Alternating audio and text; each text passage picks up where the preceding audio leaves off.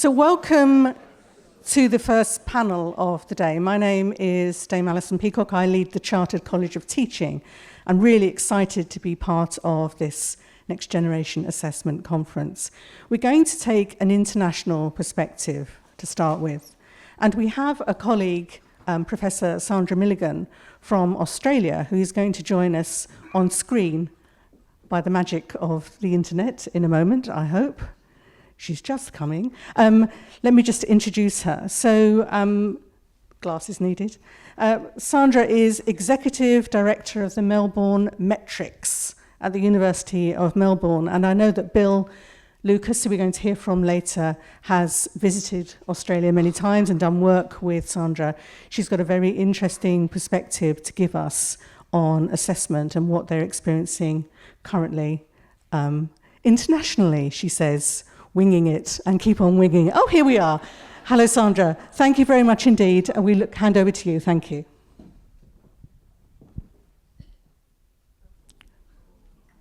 Can we hear Sandra? Hello. Thank you very much for that kind introduction. I'm not entirely sure that you can hear me or see me, so I'm talking into my screen. I've got no idea who's there, but I'm delighted to be there anyway. Can someone just say whether I'm live now? Yeah, we can hear you. Okay, thank you very much. Can they see me? Yes. Okay. Hi, everyone. Look, I've been asked to speak for about 10 minutes, I guess giving an international perspective. So hello from Australia.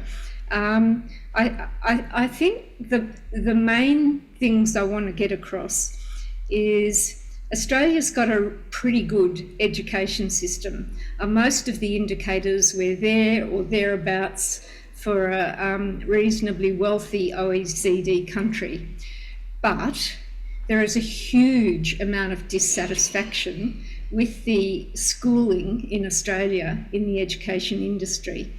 Part of that dissatisfaction comes from the fact that our indicators are dropping a bit. I mean, it was really interesting listening to the young woman who spoke just before me. I didn't catch her name. I think it might have been Clara. I was fascinated to hear what she said. She could have been Australian in terms of what she said. What we hear is that kids are saying, I think I'm stupid, I can't succeed at school, or even worse, I'm so average. They get a conception of themselves that's built around basically grading and curriculum content. We still lose 20% of them before they finish schooling. And now our government tells me that we need to have 80% of kids going on to tertiary education by 2050. We've only got 40% at the moment. So there are calls for huge changes. The stress and anxiety levels of Australian school kids are going through the roof, and that's not to mention the motivation and recruitment capacity we have for teachers, because they're suffering from it too. So there's a dissatisfaction there about how the schooling system is working. Even more, there's a dissatisfaction because the belief is that even if we could get those indicators right, we need to change what kids are learning and how they're learning it, because we now live in the 21st century, not in the 19th century, when our schooling systems were basically designed. So people are pointing to the effects of AI, which will be able to do most things that students learn in their syllabuses. AI will be able to do it quicker and faster than most humans. So we need to change what kids are learning there, to change it to the human competencies that they will need. The concern is that students will need to change and keep learning all their lives. So they need to become agents of their own learning, not just what they are at school, which is consumers, really, of teaching. So all of these things are adding up to dissatisfaction. Now, as Dame Alison said, I'm the professor and executive director of Melbourne Metrics, which is a team of 20 of us at the University of Melbourne, and we're philosophers, psychometricians, teachers, psychologists, technologists. We're all focused on, funnily enough, assessment of those human capabilities. We call them transferable learning competencies that will set humans apart from AI machines, and that have been in the Australian curriculum for the last 20 years, but which aren't really changing the experience of as many kids as we would like to have change in the day-to-day experience of their schooling. The people who come to us to work with them, and we're entirely industry funded, are those people who think that if we could only change the assessment system to value those parts of the curriculum that are new, these 21st century skills or transferable learning competencies, if we could change the assessment system, then we are likely to get better experiences for kids, because assessment is the tail that wags the curriculum and teaching dog. So they come to us and say, can we have an assessment system to complement, or in some places replace, the existing examination and subject content that we have, and that will free the teaching and learning up to concentrate on these things that we want. And that's what we've been doing for the last 10 or 15 years. I just want to share very briefly 4 lessons that we've learned. I'll just rattle through them.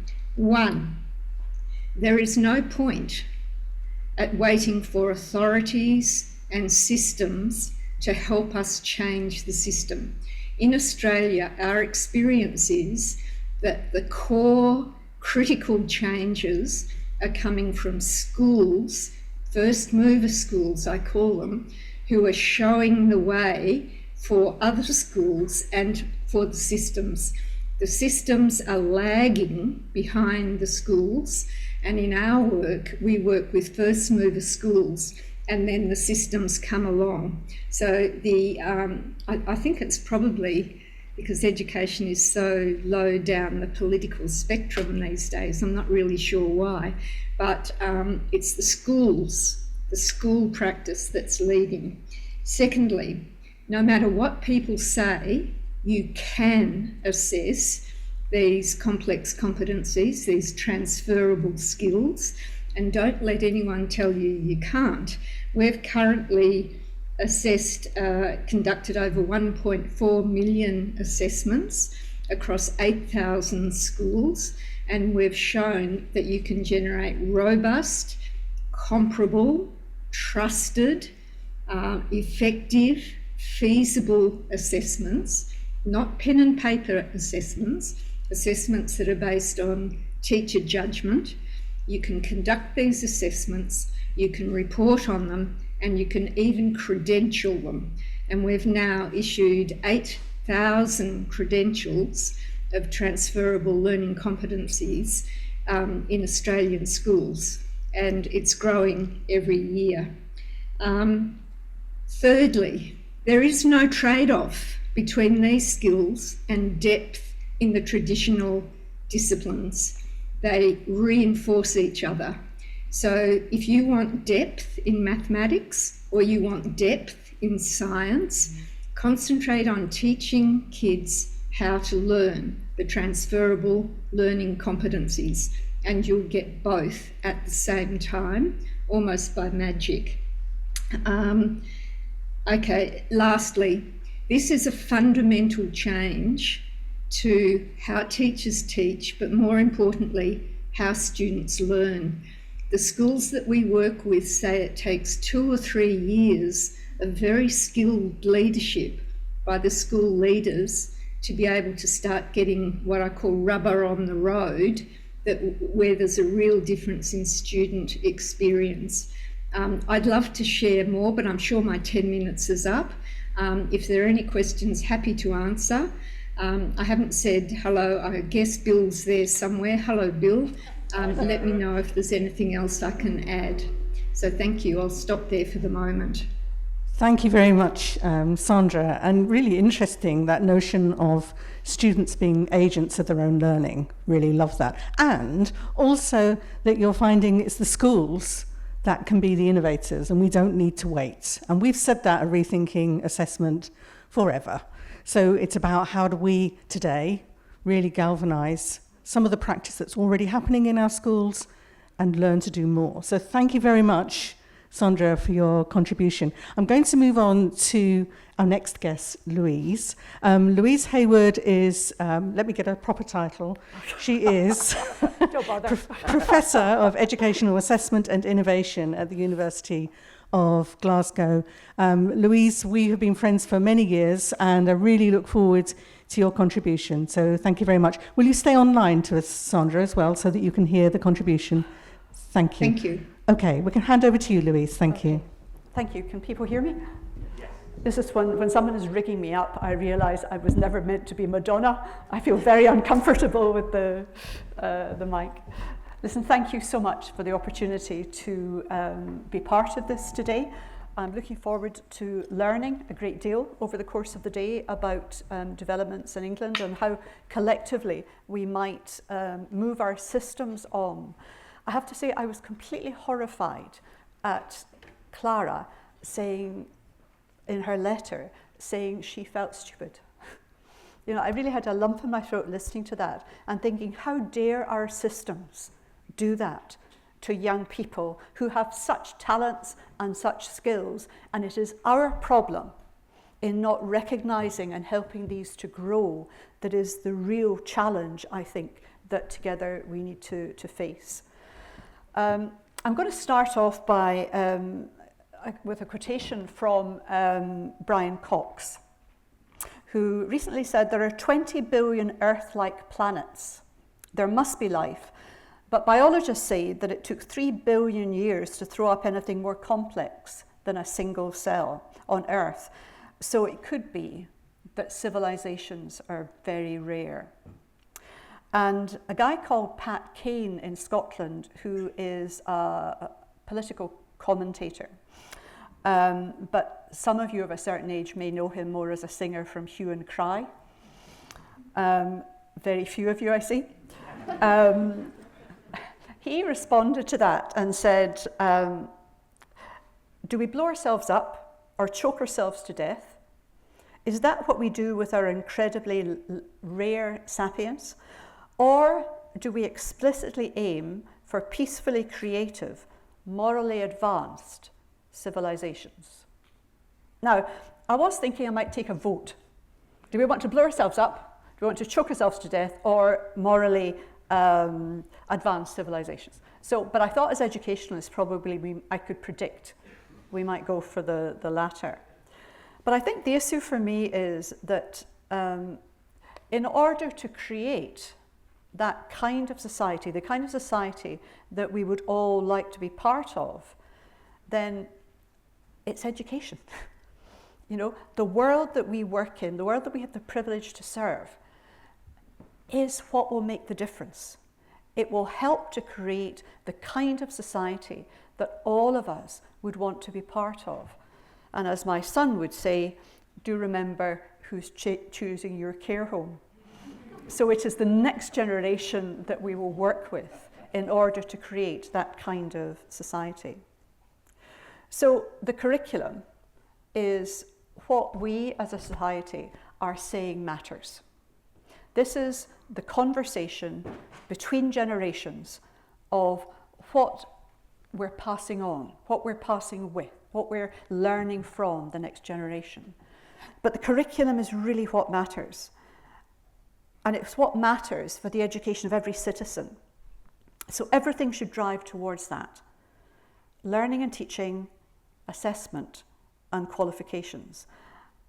And that's harder than you might think. And now I'm going to stop because actually what I've heard today has made me change what I was going to say. But I thought what I wanted to share a bit with you was that in Scotland, and remember, Scotland is really little. You know, we're not even half the size of London. And yet we think we are. We think we're big. But you would think in a country the size of Scotland, it would be possible to cope with these pressures and to develop a kind of consensus. But it is much harder than you think. And I think often we get the description of the curriculum we're reasonably okay with. Learning and teaching, we have, like yourselves, we have the most wonderful teachers who engage with young people. We have young people like Clara who are clear thinkers, you know, who have great skills and talents. And we have a great history in formative assessment. And like others in rethinking assessment, there's a real commitment to helping learners to grow and to become through assessment rather than to judge and categorize. And that all works really well until we get to 16. And then from 16 to 18, the world completely changes, although it does influence what happens both in primary and in early secondary, because our qualifications do not relate to what we say matters in the curriculum. You know, in the curriculum, we say that it's important that, you know, learners they're successful learners, but also they're confident individuals, they're effective contributors, and they're responsible citizens. But our traditional qualification system focuses only on successful learners, and as Clara made very clear, only some of our learners. So the Cabinet Secretary offered me the opportunity to rethink qualifications in Scotland and to work with others in order to try to develop a vision for a different kind of future for qualifications. So we did. There are two things that matter. One is what you're doing and how you do it. So the what you're doing is the curriculum is society's agreement in terms of what matters for that society and for that future generation. And as I said, everything else should serve that. So therefore, that's where you begin. If you say it matters in the curriculum, then it has to be part of a system that actually isn't about qualifications as things, but ensuring that every learner in Scotland is qualified for life, for the next stage of what they're going to do, and take that with them through the rest of their lives. So in that, we therefore set out to look at that, to look at a system that would be inclusive, so it would be for everyone, that would not have hierarchies of qualifications. So academic qualifications good, vocational qualifications less good, no qualifications really, really bad. But all premised on the learner rather than on how the system might support learners. So we looked at the curriculum. We worked out what we would have to do in order to represent the curriculum more clearly. And then we thought, how do we do this? So we started off by talking with young people. And we went to the Scottish Youth Parliament and said, will you help us work out a draft vision for what a qualification system that would serve you well would really look like? So the Children's Parliament worked with us, and we developed a starting point that said we want an inclusive qualification system. We want a system that recognises the skills and the talents of every learner, and one that they can then take with them, helps them to make better choices about what they do next. So we started off with that, and then we brought people together. So we had groups of people, a bit, if you can imagine, a bit like a spider's web. So we brought together those for whom qualifications matter most. That's young people, their parents, and carers. We then had another set of people, those who are responsible for designing, developing and offering qualifications. So that's through from teachers in classrooms to school leaders, through to national agencies, exam boards, all of the people who are involved actually in offering the programme. And then we had a third group of people, those who are responsible for using qualifications. So the employers, the universities, the colleges. And that, in a sense, was one side of the matrix. And on the other side of the matrix, we brought in researchers and policymakers to make sure that everything that the committee did was well informed. So on the processes of change, on assessment and curriculum, on equity, and a whole series of topics like that. And what happened was then that the independent review of assessment qualifications, the group had someone from each of these separate communities on the group. But each person on that group, then they had their own group of people from their community to make sure that a wide range of people were involved in the process.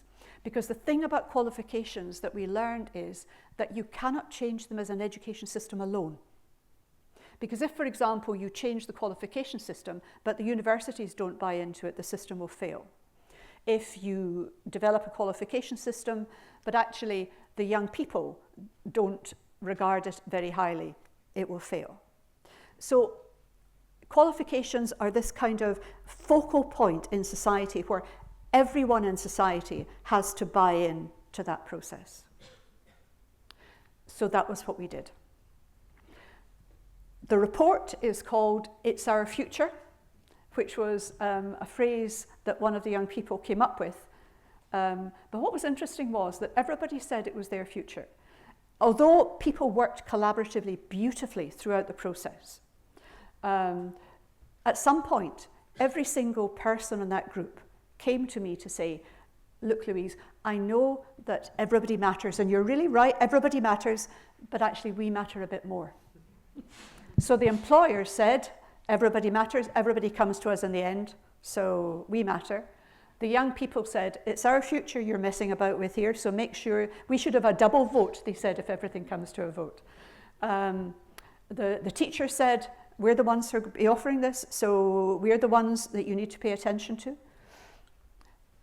So the notion of a collective is something I think that we all really need to work at. But what holds you, and I think what's been a theme for today, what holds you is that vision.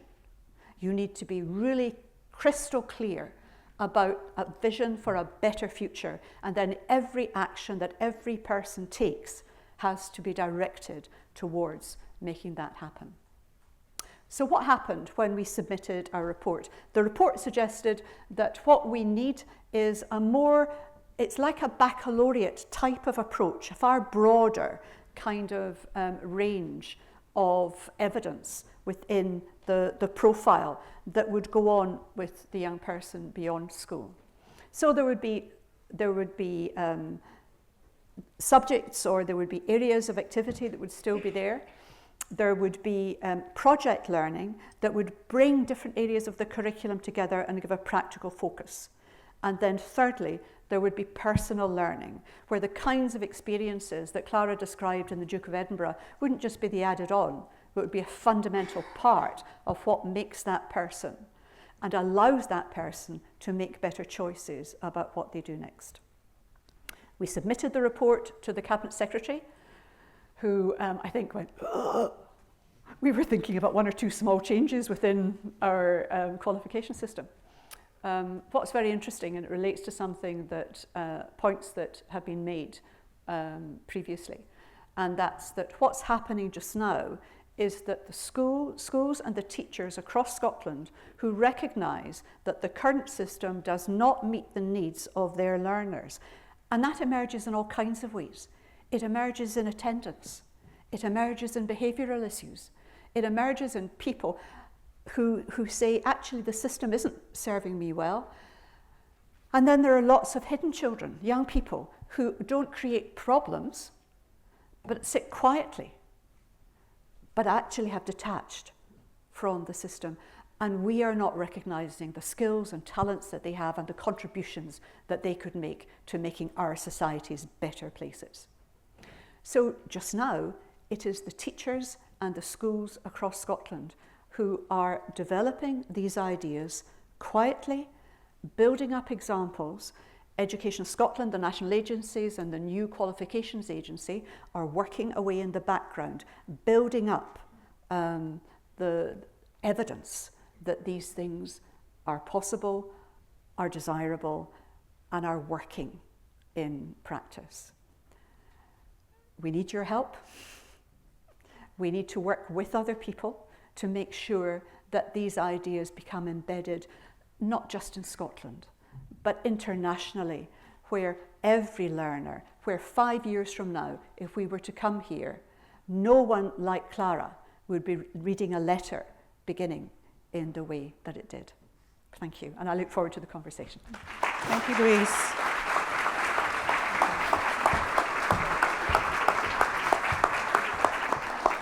Thank you so much, Louise. That notion of being qualified for life, really powerful. I'm going from here this evening to an event in Parliament where we're listening to students. So that notion of student voice is becoming far more prevalent in our society. So that's good.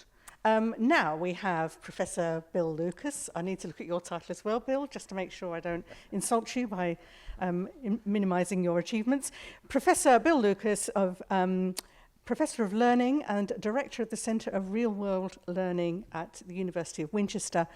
Bill is a great friend, and I'm really looking forward to hearing what you've got to say. Thank you very much. Bill Lucas.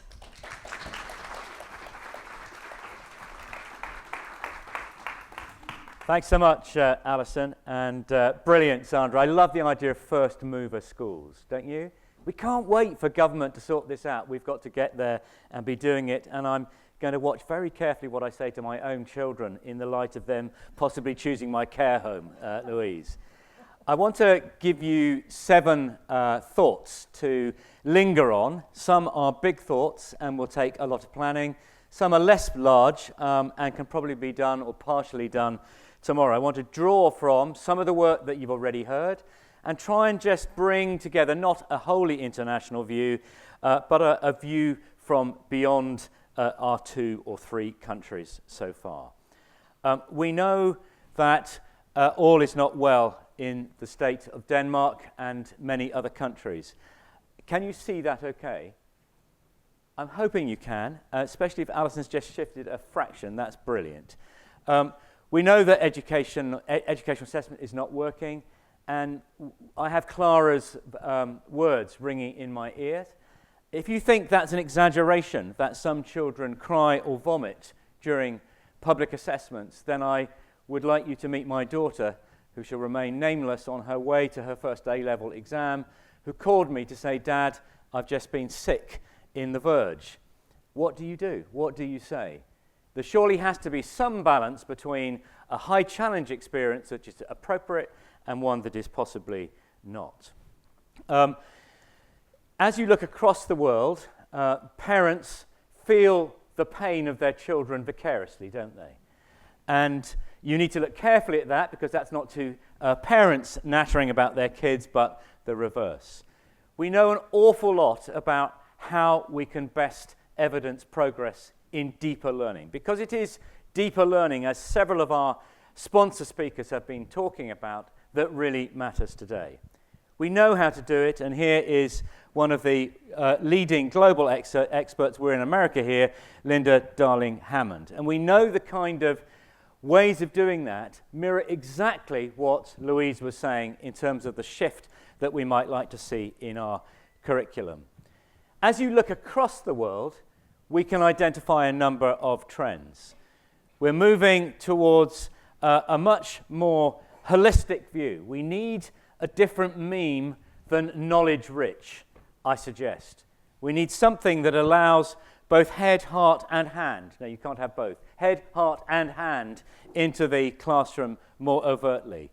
We know that we need a more subtle evidencing or credentialing or narrative for what we're trying to say.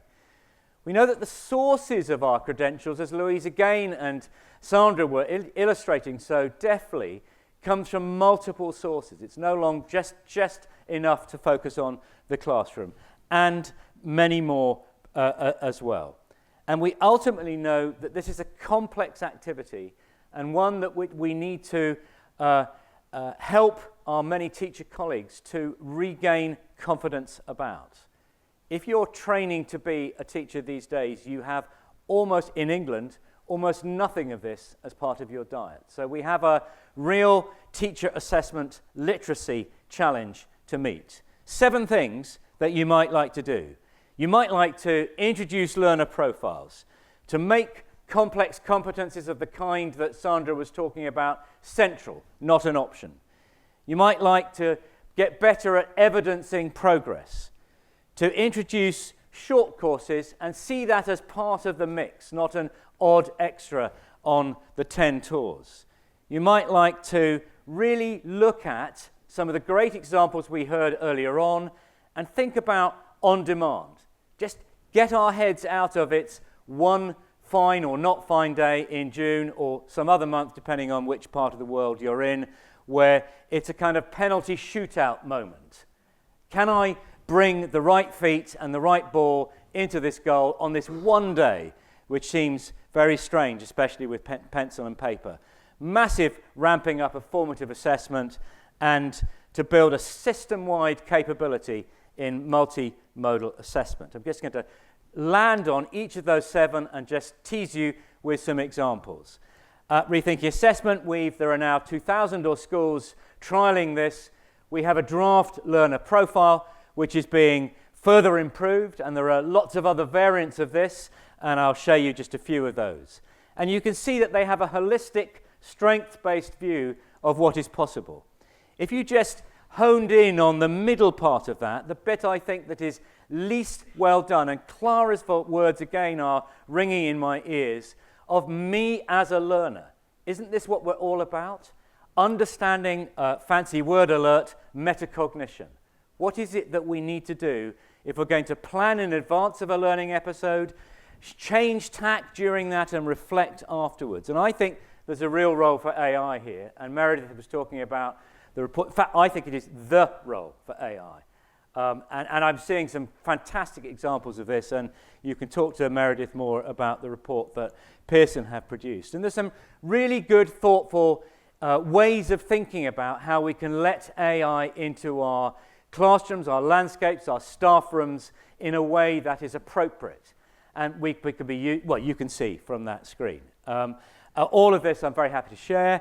Here's just an example of work in progress of Scotland, where they are rolling out an approach to profiling that started in a very lovely Scottish way from the student perspective. So it's starting with the student's reflective voice. Interestingly, their model comes from the world of work. So we tend to start in both Australia and in England from the world of school and work out and try and then capture employability skills. Lots more examples. Here, just a few of them. This is the Mastery Transcript Consortium. Anybody using Mastery Transcript in the room? Really interesting, thoughtful work going on there. Here's work that comes back to Sandra's influence. This is the learner profile of the kind that the University of Melbourne now as an awarding body is accrediting.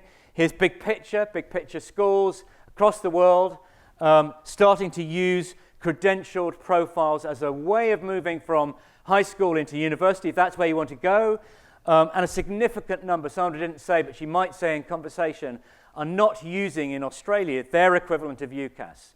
They're using demonstrations of skill, interview, and a learner profile. And I think with AI too, we're going to get much better and faster at scooping up complex data and then turning that into a meaningful, the old-fashioned word for this is a viva, a conversation. And I think that's going to make its way into the school system. Here's work in South Australia. I'm going to be out there in a few weeks' time, working with wonderful schools who are now making this happen, using the work that Sandra is validating.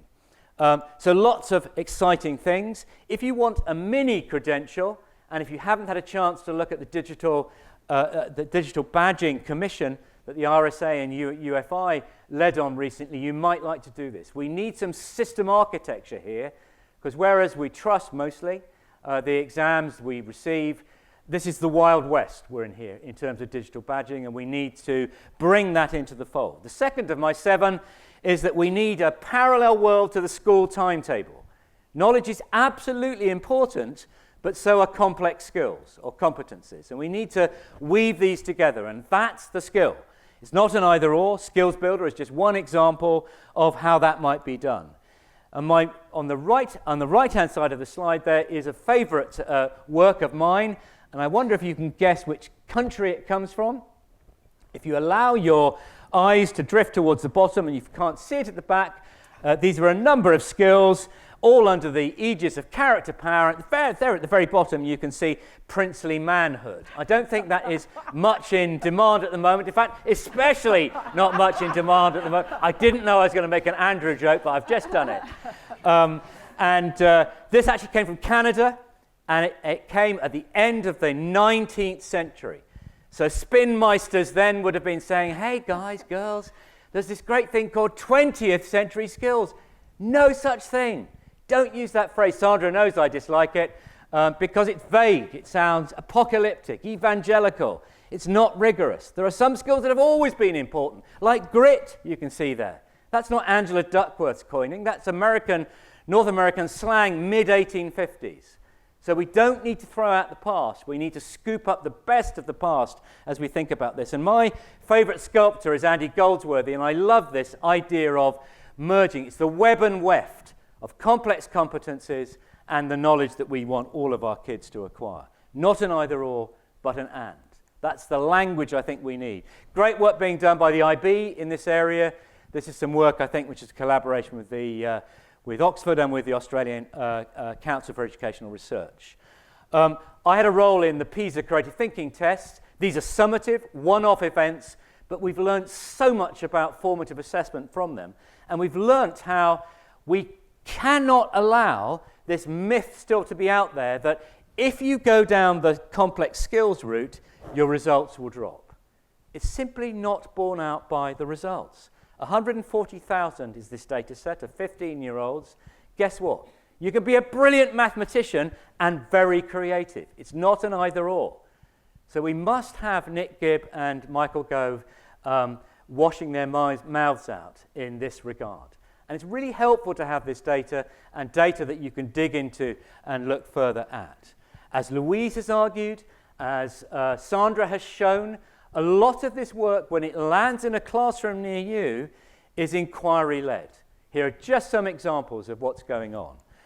Closer to home, you can see the great work that Alma Conville is leading in the School-Directed Consortium. Any of the schools involved in that here? Just wave. There are several, some being really bold and radical and saying, we're only going to offer 2 GCSEs and the rest we're going to assess ourselves. Some have been doing this for a while. Do talk to Al and colleagues. We'll go to that workshop. Fantastic work here at XP in Doncaster, and that work is now filtering into South Australia. I'll be following in the footsteps of Gwyn ap Harry here. We're absolutely certain with the Chartered College that we need more robust evidence. And Laura Kerslake, who's here today, is going to conduct some rapid evidence reviews into the kind of areas of both pedagogy and assessment that have fallen through the gaps, like problem-based learning, like the role of oracy, which was a high point for me in the curriculum and assessment review, and I hope is going to feature more. Nearly there. Why on earth do we put all our kids in, well, not such an elegant room as this, and expect them not to throw up and to remember how and what, and how do we do that and why do we do that when we could take a leaf out of the driving instructor school? You don't put somebody in for a driving test unless they're ready, do you? And it's part theory, part practice. You don't put somebody in for a music exam. You have a leveled series of expectations. Why can't we get better at this? There are some really good examples, especially in maths, going on that a number of exam boards are offering. We must focus more rigorously on formative assessment, often using 2 or 3 different sources. Here's just an example of some work we've been doing at Rethink Assessment, looking at creative thinking. and looking at the kind of ways teachers can interact with that. You can't do this without a clear, robust progression. Just as you wouldn't say, if you were a teacher of science, well, it's my year 8 class today, I think I might, what shall I do? You would expect there to be a background that is rigorous and robust. And that's what we need, I think, as Australia has, state-based, because Australia's system is state-based, but also a national body, the Australian Council for Assessment and whatever it is, ACARA. Here's a practical example from work I've been doing with schools in Perth. Very young children able to use a model of creativity we've developed and able to talk about and track their progress using that complex exam method, a jam jar. And in that jam jar, able to show the kind of progress that they're making. Nearly there.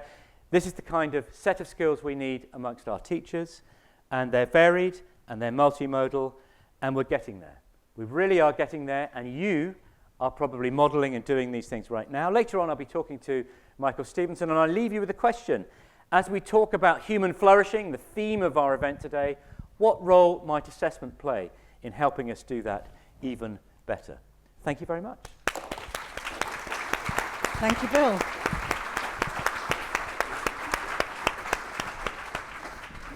So we have about 7 minutes for which we can take some questions. Does anybody have any questions for any of our panel about anything that's been said, or just a thought that has come to you that you would like to share? Yes, thank you.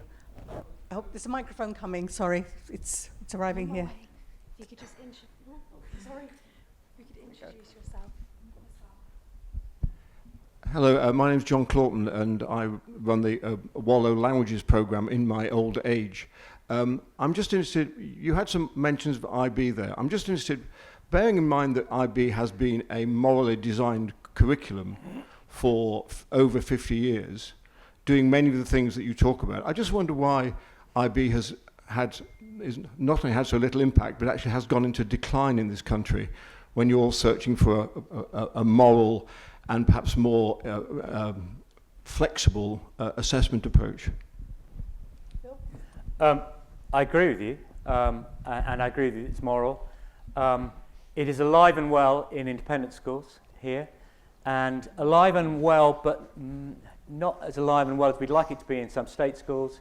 You may have seen the announcement relatively recently that the funding that was available has been cut.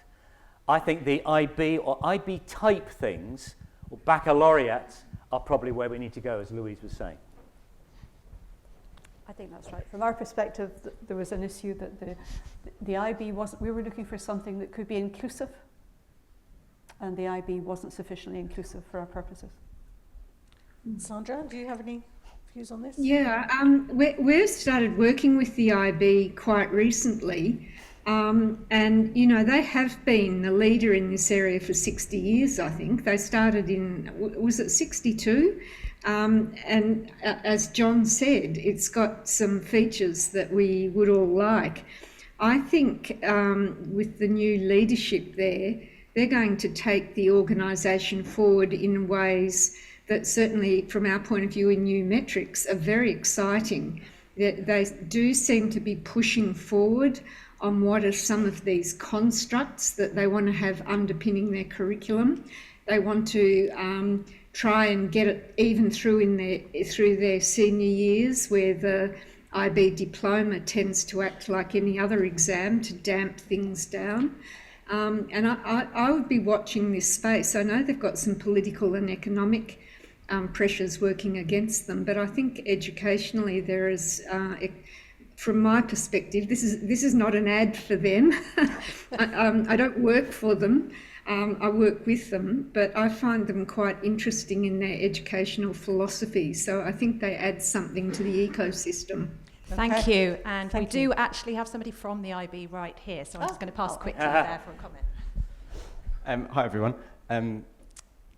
Yeah, to speak to that, there have been a few sort of funding issues with the IB here, and we haven't seen, to be fair, there isn't a huge decline in this country, but growth has certainly slowed. That's what I'm here for. And thank you, for mentioning there are a lot of developments in the IB. It's important to remember that we aren't just the diploma programme. There's also the career-related programme, the middle years programme, the primary years programme, which, you know, are still a conduit for an IB education and all the things that we've heard about, but tailored to that age and stage, which, you know, doesn't have to meet the needs of historical standards for university recognition, for example. So yeah, we are really looking at different ways in which we can support education in the UK through those other programs. I'd love to speak to anyone at any point if you'd like to chat more. And yeah, lovely. I'm Nat, by the way. So thank you very much, Nat. And of course he's here, because this is the place where we think about assessment. This is the conference. Thank you so much. We've had a brilliant discussion, and I'm sorry we've had to draw it to a close because we could talk all day. But thank you very much to Sandra. I don't know what time it is there, but I'm sure I'm very grateful that you are with us. Thank you. Louise, wonderful to hear about the innovation and the work that's going on in Scotland. And Bill, as ever, rattle through so many initiatives that are really give us something to hold on to in terms of what we can actually do next. There will be a publication that is coming from the Chartered College around all of the things that you're hearing about today, and that will come out to all of you as delegates. Yet to be written, but it will be with you. So we really hope that you've had something to grasp hold of in this international panel. I think one of the things I want to take away is that the issues that we face in England are not unique to England. So globally, having a global conversation feels like the very sensible way forward. This is the way in which I think we find the solutions that we need. So thank you very much. Thank you to our panel. Thank you.